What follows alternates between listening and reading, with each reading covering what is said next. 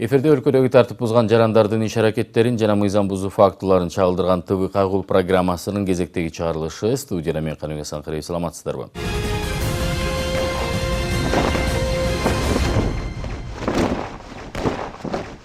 Окуучу баланы өлтүрүп, болжол менен 2 жылдан бери боштондукта жүрүшөт деп учурда маркумдун жакындары шектүүлөргө жана аларды калкалагандарга коюп келишет. Министрге чейин байланышы бар шектүүлөр туурасында биздин алгачкы сюжетибиз. Назарыңыздарда.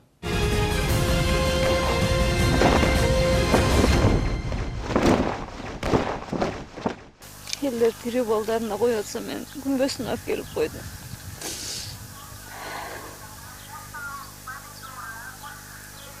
Балам кыйналбасын деп сүрөтүн да койдурган жокмун. Эстелик да койдурган жокмун. Балам жеңил жатсын, кыйналбасын дедим.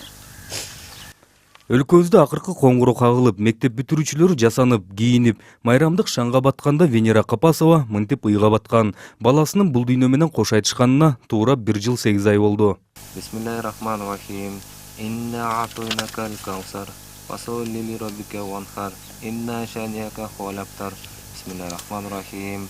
Киши колду болуп каза тапкан 2001-жылы туулган Арген Капасов үчүн 2017-жылдын 13-октябрь күнү кадимкидей эле күн болчу. Бишкектен алыс эмес жайгашкан Арчал айылынын тургуну сабактан келип үйдө отуруп, кийин кошунасына жолукканы кечке жок чыгып кетет. Бирок бул жолугушуу ал үчүн акыркы мүнөттөр экенин өзү да билбейт. Ошо мен барып, жанына барып, Арген, жүр балам, мага тамак жасашчы дедим. Десем, мама азыр мына 5 мүнөт Балнурадан эме алып алайынчы деди. Зарядка алып алайын, азыр барам деди. Анан мейли деп мен кете бердим. Мен ошо тети повороттон келатканда бу кошунанын үйүндө берки Зухридин деген бала ошо кошунанын менен турган болчу. Ошонун эшинасында. Эшинасында турган. Анан мен кете бердим. Үйгө келип эле пияз ачып тамакка даярдап баштаганда бир кезден кийин эле бир 20 мүнөт даже өткөн жокко, 20-25 мүнөт өткөн жок даже. Канат байке деп эле келип калды. Карасам эле ошо Зухридин деген. Просто булардын жаман балдарын баары үйлүп алып ошол жерден чыкчу эмес, негизи билбейм. Эмне кылышат ким билет. Анан кийин не аласың Канатты? Жок ал деп ошонттум. Канаттын мен атасы болчу Аргенич. Мен жолдошум. Анан кийин жок ал. Не аласың десем эле ал тура калып чыгып кетти. Эмне болду деп. Анан кийин эле эшикке ал барып чыкса эле айтыптыр. Арген терде килей жыттап жыгылып калды депчи. Анан кийин ал жанына барып, анан кийин кайта келиптир. Аргенди килей жыттап жыгылып калды болот го деп. Мен эмне деп эле бир бутумга галош кийип, бир бутума эме кийип эле чуркаптыр, эчтеке билбей. Бүт баарын чытап коюп эле.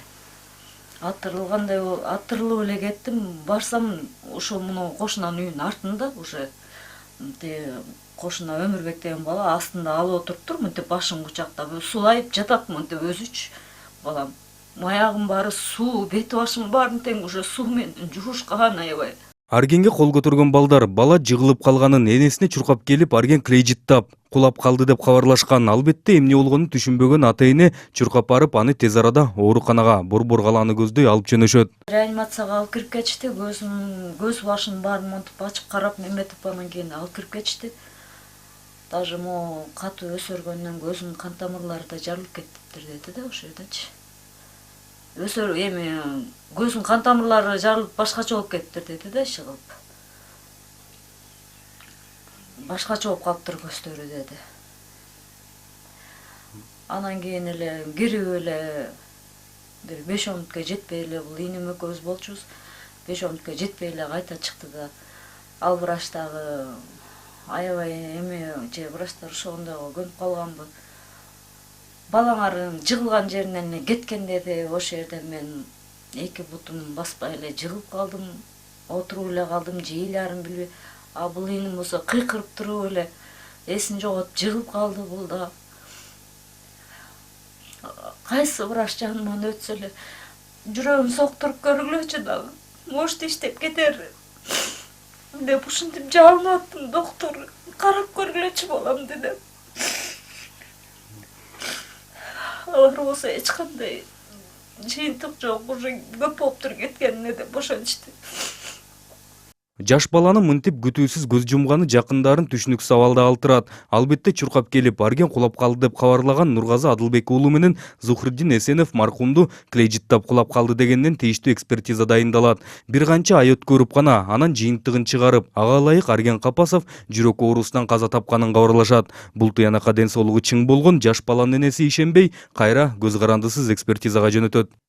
Ошондо тиги Рахматов деген Өмүрбек деген ошол эксперт 30 жылдык стажы бар экен, заслуженный деп жазылып турат жана эшигинде.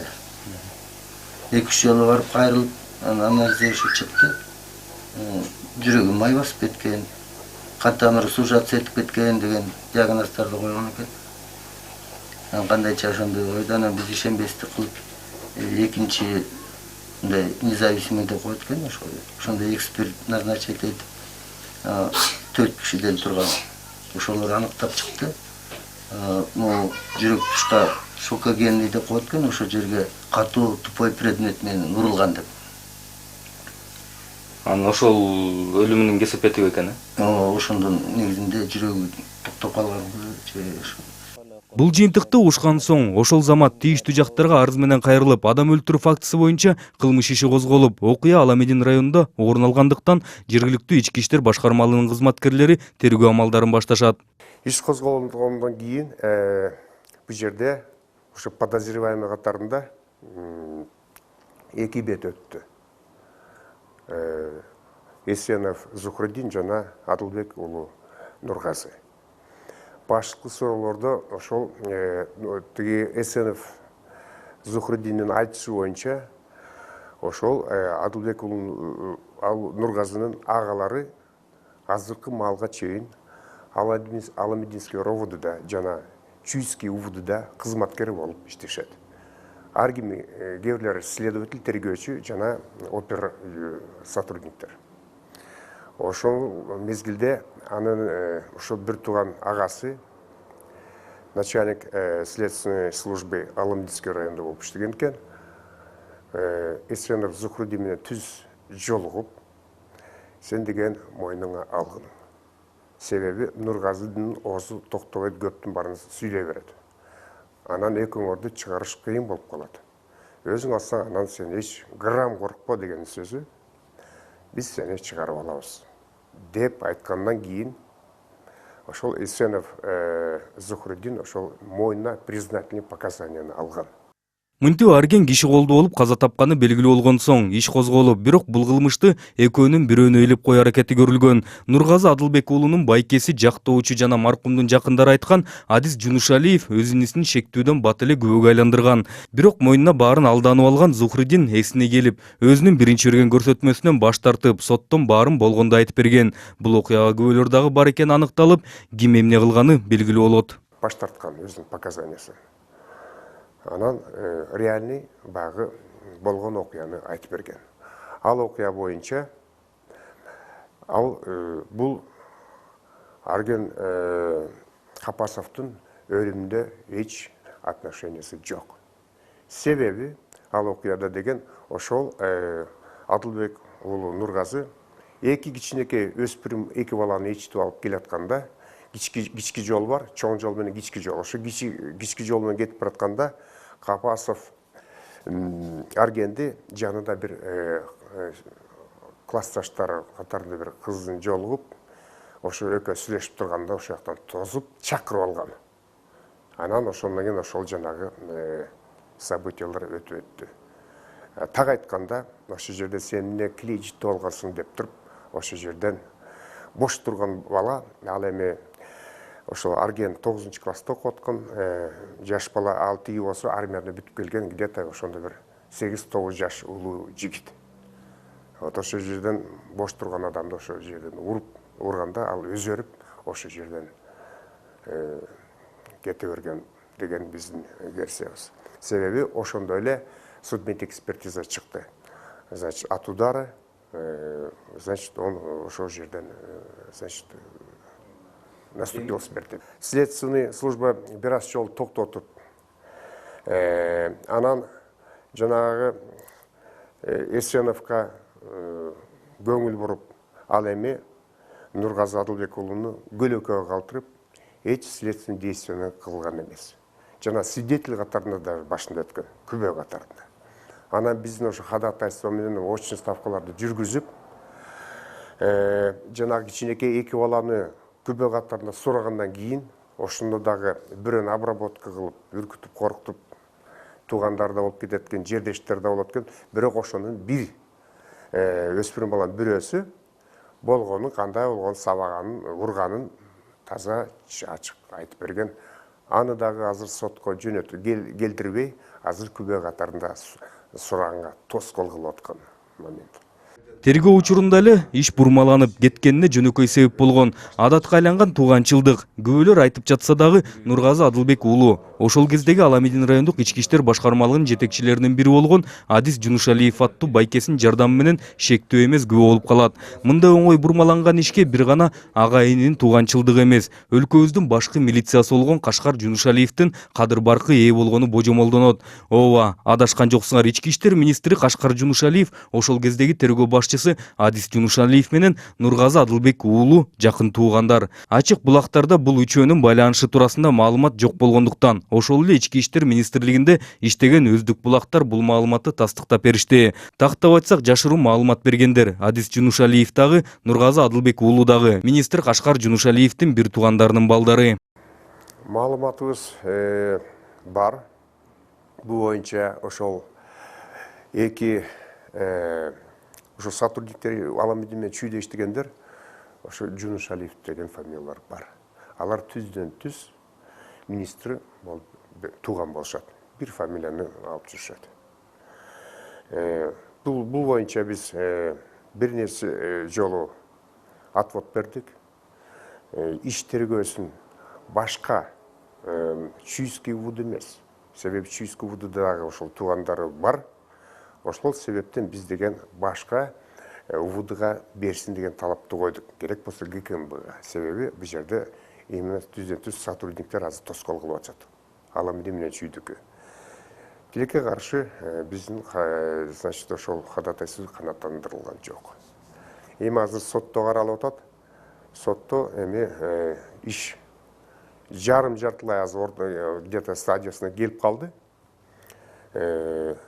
Биз деген ошо переквалификацияны койгула, туура койгула. Себеби Эсеновто деген укрывательство деген 336 статья деп дал келет деп ойлойбуз. Ал эми хулиган, значит, убийство с хулиганских побуждений, либо хулиганство с причинением смерти деген эки статьянын бирөөнү койгула деген вопрос азыр туруда.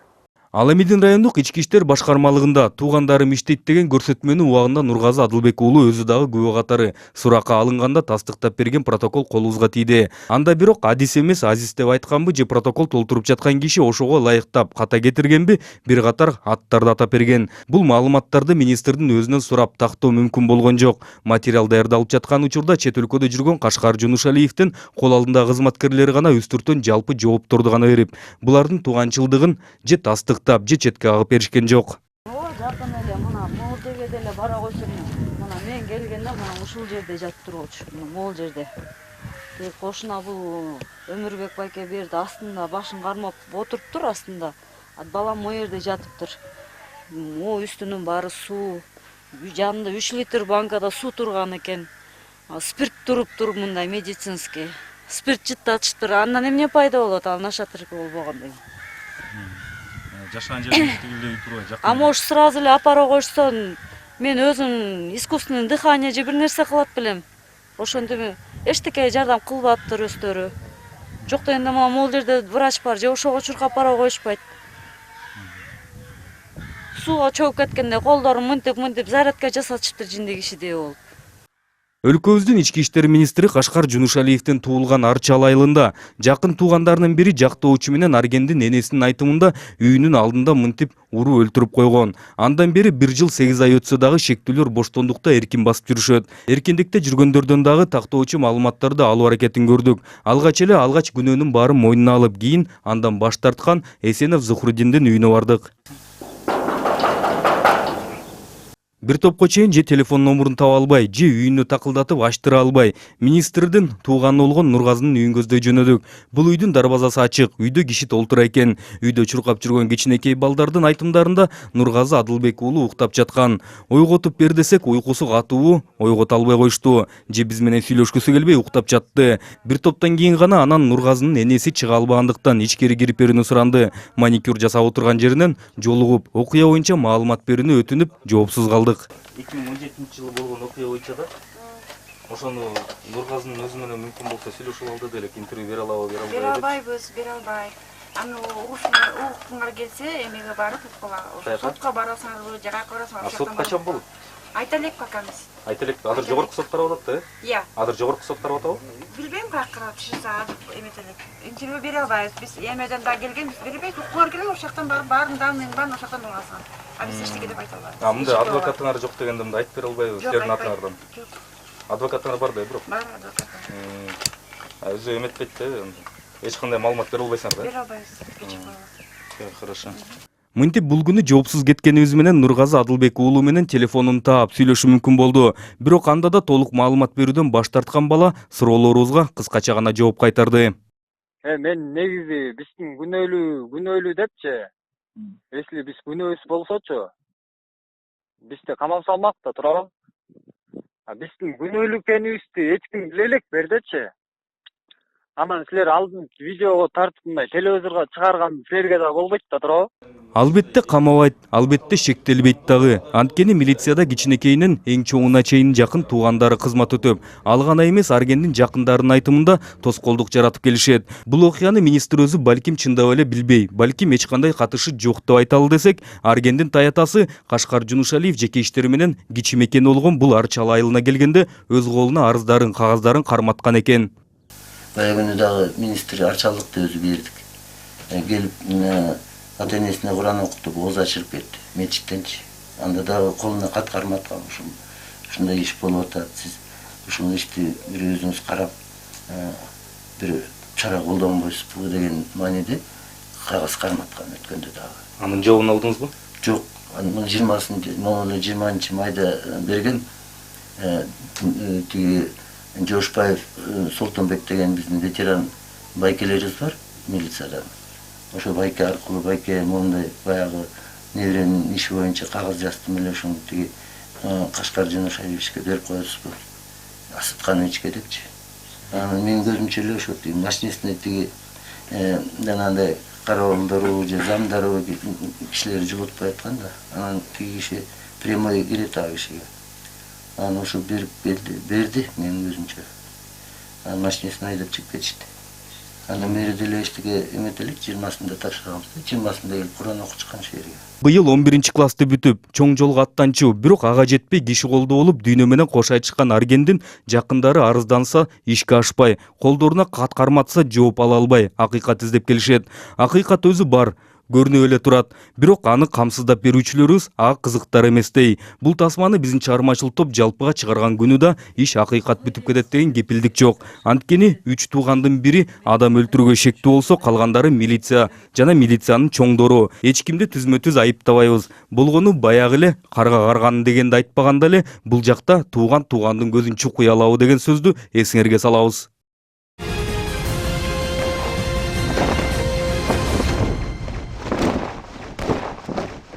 Кезек издөө салабыз рубрикасында.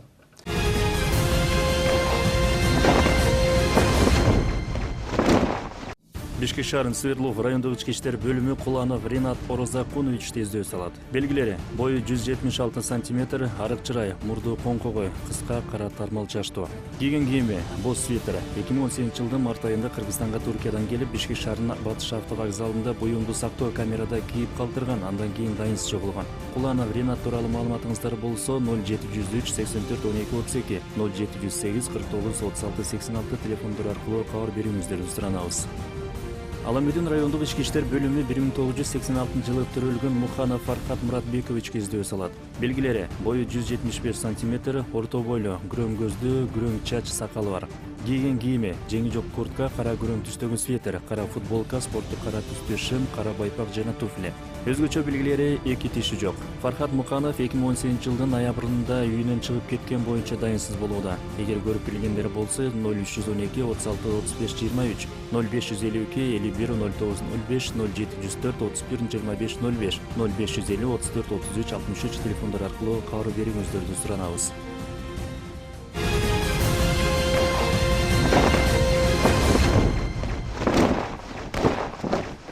Алдыда жол эрежелерине арналган чакан видеороликтти сунуштайбыз.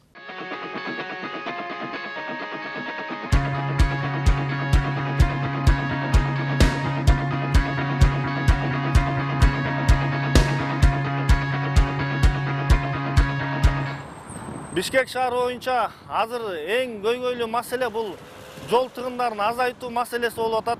Жол көзөмөлдөө бөлүмү тарабынан биз шаардын көп жерлерин изилдеп чыгып, ушу Акунбаева көчөсүнүн менен Курманжанатка көчөсүнүн кезилишине эл аралык стандарттагы жаңы жол эрежесин кирдик. Бул ыкмада ар бир айлампага келген айдоочу айлампанын кире беришинде жол бер деген белги турат.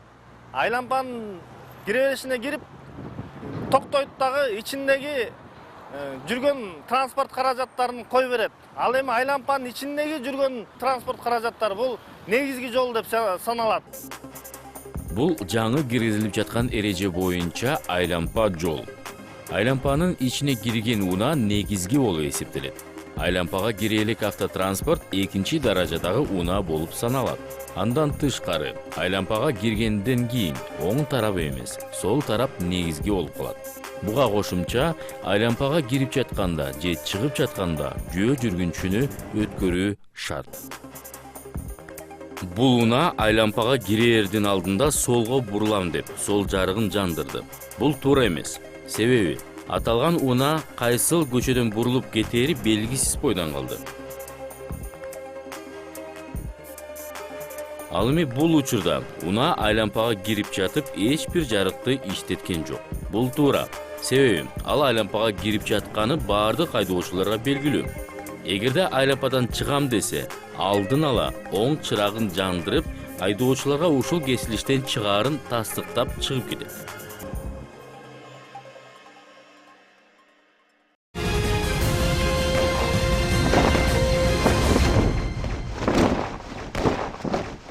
Эскерте кетсем, ушул сыяктуу окуяларга жана башка мыйзам бузуу фактыларына күбө болсоңуздар, анда төмөндөгү номерге чалып же WhatsApp аркылуу бардык фото, видео материалдарыңыздарды жөнөтсөңүздөр болот. Көрүшкөнчө сак саламат болуңуздар.